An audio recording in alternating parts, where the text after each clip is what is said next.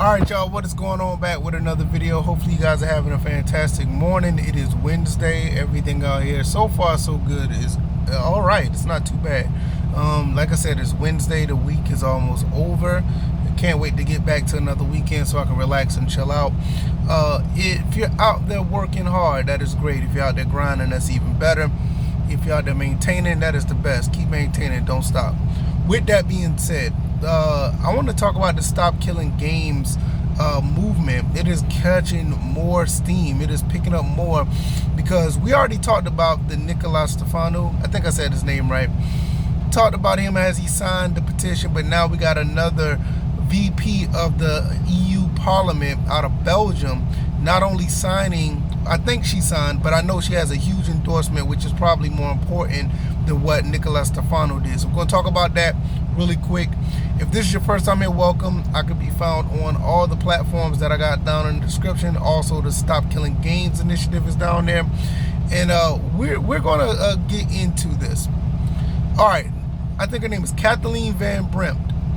Not only that she is endorsing this movement, she actually put out a statement, and the statement is huge, and I'm gonna tell you the reason why that is. Because a lot of people can sit here and just make a statement about something and they'll be like, oh yeah, that's cool, we endorse it, we love it.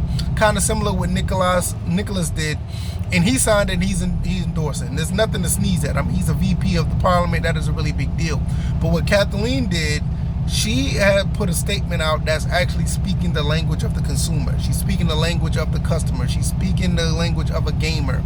And she's not only that, she's taking this stuff, or her comments and her concerns, to the rest of the parliament, to where it is going to catch more steam. Because when you look at something like this, these companies, they want to keep it all legal jargon. They want to keep it all legalese. They want to keep it all in order to where these politicians and the companies can understand what they're talking about and leave the consumer out of it. But when the company is backed into a corner, per se, when they're backed in a corner when the politician speaks like the consumer. And if you look at her statement, which that'll be down in the description or in the pinned comment or whatever, she speaks just like us. She's talking about end of life. She's talking about keeping games offline, saying that the consumer, once they purchase a game, that game is theirs. There needs to be some type of plan to keep these games functional. She's saying the things that we have been saying as a consumer.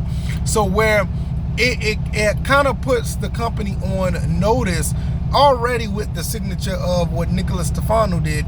Now with Kathleen Van Bremt, I am so sorry I said that. Van Bremt, what she said, it kind of puts them on notice to where, like, look, you can't get around this. You can't get into the back pocket of a politician and make them say what you want them to say, or convince them at this point. Now you're looking at a situation where it is basically us against them. And when us starts become the part of the government, it really puts the companies in a really bad state, or put them in a really bad bind, where they can't just try to spin things and try to convince, these companies or these politicians that, yeah, what they're doing is okay. On the surface, it's not okay. When you're looking at consumer protection, when you're looking at consumer rights and our purchasing power when it comes to what we buy and ownership, it's not okay. And when you have these companies trying to spin it or try to make it a way where it's, it's good for them, and because it's good for them, it's good for everybody. Some of these politicians, they sign on to that type of stuff. Some of these politicians think that's okay. Some of these politicians are like, yeah, this is the way it needs to be, because, yeah, they're lobbying on their behalf, and we want to have that good relationship with them. But no, this is what I mean. It is not that simple anymore, because of the fact that they're speaking our language. She's speaking our language. So yeah, don't get me wrong, I'm not taking anything away from Nicolas from signing. I think he did an amazing job by signing, and that's where it needs to be. We need all the signatures. That's why I continue to share the link. But at the same time, when you have the actual politicians actually speaking the way we want them to speak, or speak in a way it is common sense, where it goes against what these companies and corporations want, that's when you going to start seeing some change, because now that's what the conversation is about. They can't control the conversation when that type of language is in effect. When you talk about end of life, when you talk about offline mode, when you talk about right to repair, when you talk about consumer rights or keeping the games functional, that's not what these companies want to talk about. They do not want to talk about those type of things, and they really would like to keep it where that type of language is not in the discussion. So I think what she's done is a very, very important thing. Not only just signing, but actually speaking the language. Because anybody could just sign and say, hey, yeah, I signed it, and everybody else would go do it, and people will just be skeptical, like, all right, what is he signing? Why is he signing? Now, some people will get on board because they support him as far as Nicholas, and they support what he wants to do, and they will go and follow through. But when you have politicians speaking the language, when you have politicians speaking the way we speak, when you have politicians, when you have Kathleen Van Brempt saying what the same words that we're saying, and that stuff is put on the table for discussion, now it really makes it difficult for EA or Ubisoft or Video Games Europe or any company to do something as far as trying to skirt around it, because they can't skirt around those terms. It's very, very difficult, because what Stop Killing Games is basically a cut and dry solution to what's going on in the digital space. Very cut and dry. You know, we want games to stay offline, or give us an end of life plan, so we can continue to play the games that we bought. The game should not be taken away from us. You know, these type of things need to be to the forefront, or these things need to be viable, so when we do have an issue with the game, we can still play it. And now you have politicians talking like this. This is the really important thing about it.